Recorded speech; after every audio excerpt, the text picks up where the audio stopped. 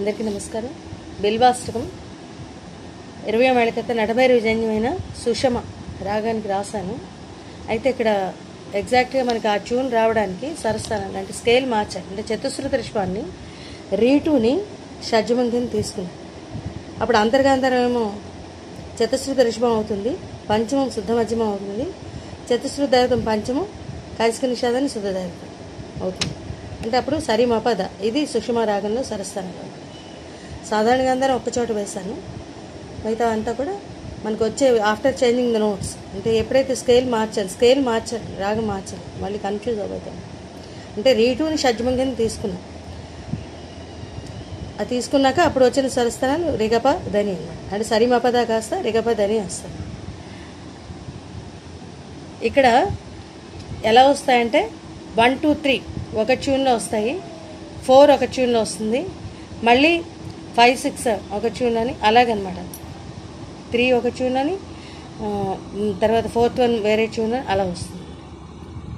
త్రిదళం త్రిగుణాకారం త్రినేత్రం చ త్రియాయుధం త్రిజన్మ పాప సంహారం ఏకబిల్వం శివార్పణం. ఇదే ట్యూన్లో 2 and 3 వస్తాయి. త్రిశాఖై బిల్వపత్రైశ్చ అశ్చిద్రై కోమలై శుభై తవ పూజాం కరిష్యామి ఏకబిల్వం శివార్పణం. కోటికన్యా మహాదానం తిలపర్వతకోటయః కాంచనం శైలదానేన ఏకబిల్వం శివార్పణం. ఇక్కడి వరకు ఒక చిన్న వస్తుంది. నెక్స్ట్ 4th వన్ కాశీక్షేత్ర నివాసంచ కాలభైరవ దర్శనం. ఇక్కడ సాధారణ గాంధారం వస్తుంది. ప్రయాగే మాధవం దృష్ట్యా ఇక్కడ కూడా సాధారణ. ఏకబిల్వం శివార్పణం. ఇది ఒక సెక్టర్.